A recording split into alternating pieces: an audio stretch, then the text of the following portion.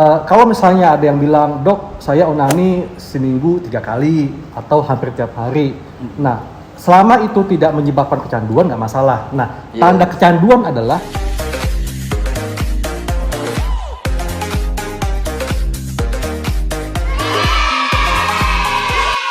tanda kecanduan adalah tidak bisa melakukan aktivitas normal, tidak bisa fokus belajar, nggak bisa konsentrasi bekerja kalau belum onani. Nah, itu artinya kecanduan. Sama halnya kita kecanduan rokok. Kita nggak bisa konsentrasi kalau belum rokok. Iya. Soalnya ada dok. Dok masuk yang kecanduan dong, dok. Iya. Jadi nggak Dok, bisa. kayak misalkan gua kalau belum melakukan itu gua nggak bisa kerja. Iya, bisa jadi. Dok, ada Kecanduan, teman gue Dok. dok. Dok, Cara mengatasinya gimana, dok? Untuk tadi dulu. gue juga nggak.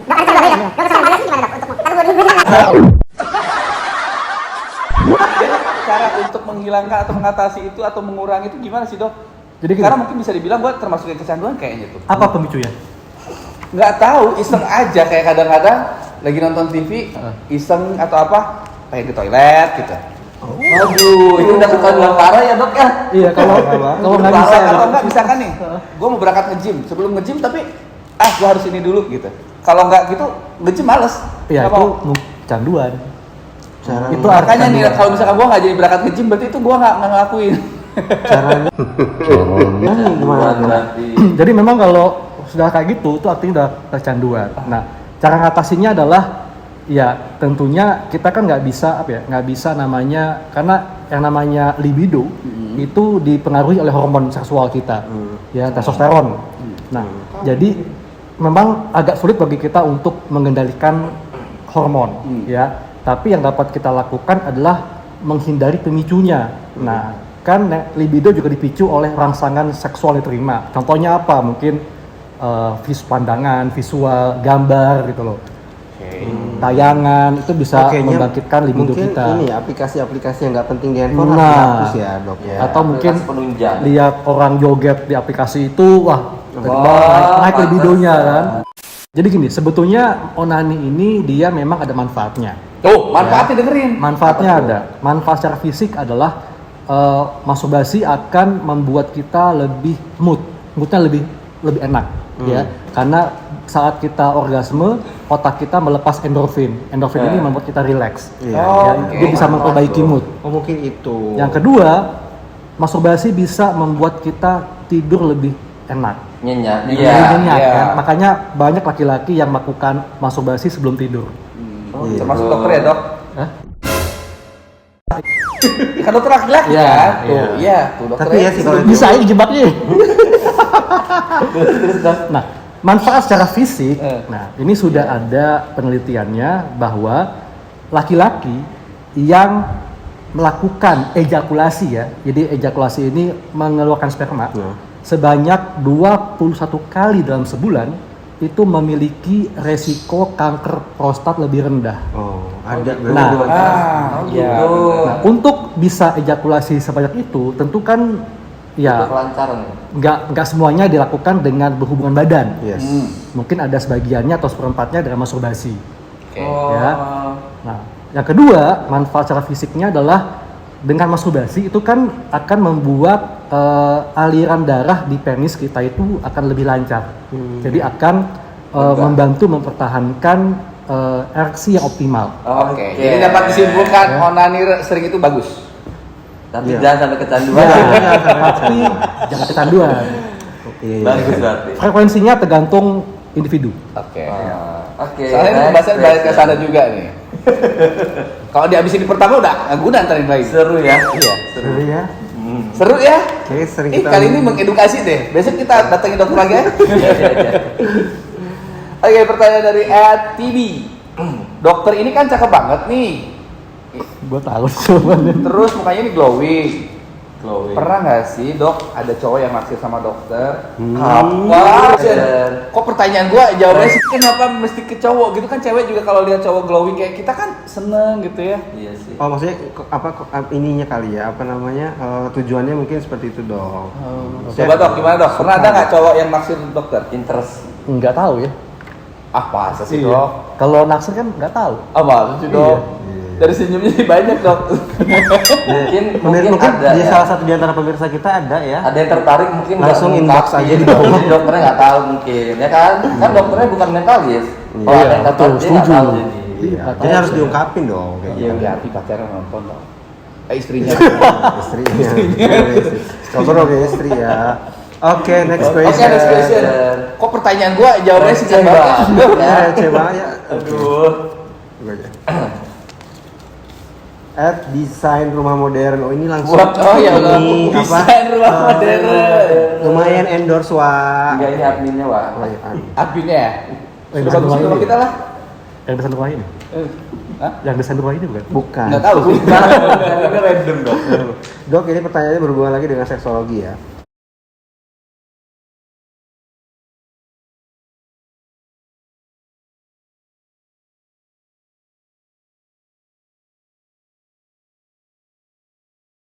Kok berhubungan badannya lewat anus sih? Enggak, kenapa lu sih? Belakang berarti. Enggak, ini kenapa sih gue yang nanya sih? Kan emang ada Kok beberapa hubungannya lewat jenis. anus sih dok? Kenapa dok?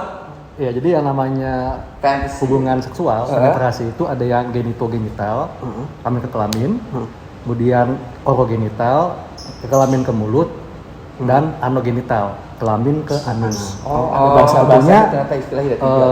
Anogenital atau hubungan kelamin ke anus atau anal seks ini tidak hanya dilakukan oleh gay saja, tapi yang hetero pun juga kadang melakukan hal seperti itu. Gitu. Jadi ini dikembalikan ke preferensi masing-masing ya. Tapi yang mesti digarisbawahi adalah lakukanlah dengan pasangan yang betul-betul tahu kondisi kesehatannya. Jadi pasangan yang sah.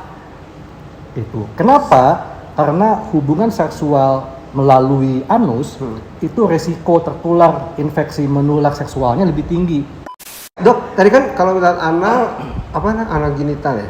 Anogenital. Kalau lewat telinga kayaknya dia lewat telinga deh. Dok. Dengan genital. Jadi gini, Dijelat dong. kalau pada vagina itu kan ada titik G-spot ya. G-spot ya. Iya. G-spot ini letaknya G-spot itu ya 19 detik kan? G-spot ini itu letaknya di dinding depan rongga vagina sekitar 3 cm dari liang vagina. Oke. Ya. Oh, makanya Itu titik peka rangsang, titik sensitif pada perempuan. Oke. Nah, laki-laki sebetulnya juga punya G-spot. Apa? Oh iya. Di mana, Dok? Di belakang. Nah, G-spotnya itu ada di kelenjar prostat. Oh. Kelenjar prostat. Nah, kelenjar prostat adalah suatu kelenjar yang letaknya di bawah kandung kemih, ya, yang fungsinya untuk membantu memproduksi cairan sperma. Di Jadi itu dalam, adanya di Dok. sebelah mana dok? Di dalam. Jadi ini kandung kemih ya, di bawahnya tuh kelenjar prostat. Di sini berarti. Di Iya. ini apa kantongnya itu? Enggak, jadi di dalam dia. Oh, di dalam. Jadi kan ini Selangkangan dok. enggak di dalam. Di Di pertengahan iya, gitu ya. tangan. Oke. Jadi ini kan kandung kemih nih. Ah. Ini kelenjar prostat. Iya. Nah, kemudian baru anus. saluran Kemih. kemih, penis. Oh iya. Nah, untuk mendapatkan G-spot. atau untuk bisa mencapai G-spot Nah. si cowok ini gimana caranya? Itu bagus pertanyaannya ya. Jadi prostat itu dia di belakangnya itu adalah saluran rektum Rektum. yang bermuara ke anus. Oke. Nah, pada saat anal seks, pada saat penis penetrasi ke dalam rektum, ke dalam anus, maka penis ini bisa Kena ke situ. mengenai dinding yang ada di belakangnya prostat. Kalau nyampe ya dong, kalau pendek kan nyampe dong. Kalau gede panjang nyampe. Begitu dinding tersebut tersentuh, Hah? maka getarannya stimulasinya akan sampai ke prostat. Langsung. Nah, itu akan terasa seperti G-spotnya kena. Berarti ya memang either cewek ataupun cowok itu Ada. kalau cewek sih jadi punya double G-spot ya dok ya. oh enggak kalau Kan dia nggak punya. cewek G-spotnya hanya di dalam rongga vagina. Vagina. Cewek berarti nggak ada G-spot belakang. Nggak ada. Oh, makanya kalau karena kalau pada nggak suka Karena kan di- nggak ada kantong prostat. itu iya, tadi. karena G-spot yang pada laki-laki itu yang di kelenjar prostat itu. Karena kan banyak juga cewek yang Perempuan suka nggak di punya prostat. belakang ya. Perempuan nggak Iya, punya Pak. prostat. Oh iya benar. Dok, kenapa sih itu lokasinya tuh ada di dalam gitu loh, nggak di luar aja? di luar Luar aja di hidung kenceng lu. Enggak, Lu seperti yang dogel nih. Jadi nih buat para penonton kamar bujang, buat kalian yang pengen merasakan G-spotnya kena tuh, jangan banyak dari belakang. Iya harus kena dong, kalau nggak kena berarti iya Next percuma. question. Enggak, tadi pertanyaannya Tadi belum kan dijawab cara ya? ngobatinnya. Jadi gini, Tapi bener belum jawab. Ngobatin nih dok. Ah, dokter ini melebar deh. Ya karena kan jadi katanya kalau sakit. misalnya ternyata ada cedera pada anus ya, nah cedera pada anus ini bisa disebabkan faktor risikonya karena hubungan anal seks tadi ya, itu bisa menyebabkan abses, luka pada anus. Nah ini mesti dibuang nanahnya abses ini. Karena Jadi andai kata, operasi andai kata nanah atau abses ini nggak dibuang, maka akan terbentuk saluran antara usus besar dengan anus yang dinamakan fistula ani. Nah ini gejalanya sakit, nyeri, terus kalau BAB Ya, berdarah gitu loh. Tapi beda sama kayak ambien gitu, beda dong kan? Hampir sama gejalanya. Tapi dok itu iya. fatal nggak sih dok? Itu andai kata nggak diobatin bisa meningkatkan resiko yang lebih serius lagi. Penyakit kelamin yang serius ya dok kan? Ya itu disebabkan Saya juga sempat ada cerita ada temen yang begitu. Nanti saya bilangin deh ke orang. Iya. Oke, next question. Next question.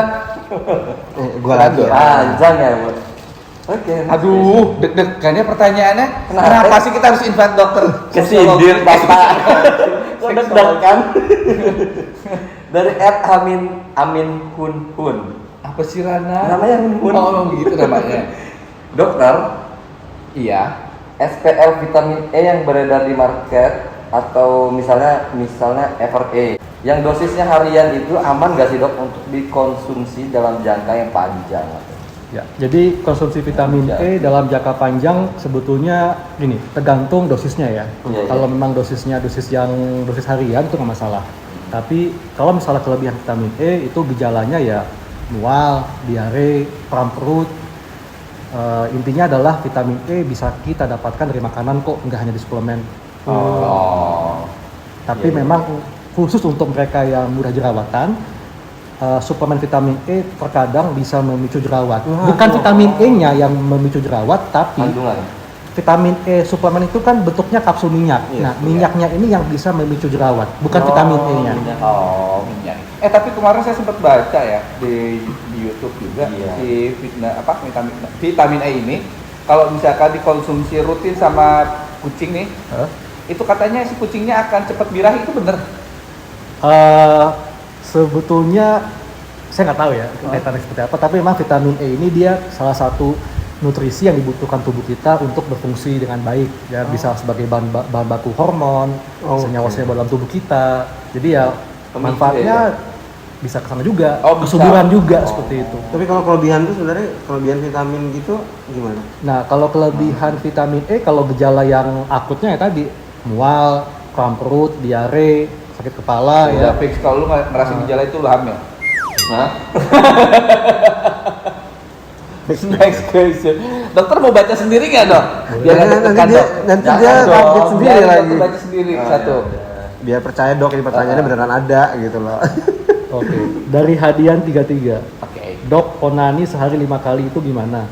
Bagus gak untuk kesehatan dan spermanya?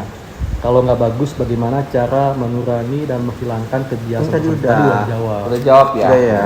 Hadi, tonton lagi ke awal. Dokter lagi aja, coba. Seperti Dari Arwani Jimmy. Dok, apakah setiap tubuh manusia butuh anti-aging berbeda-beda ya?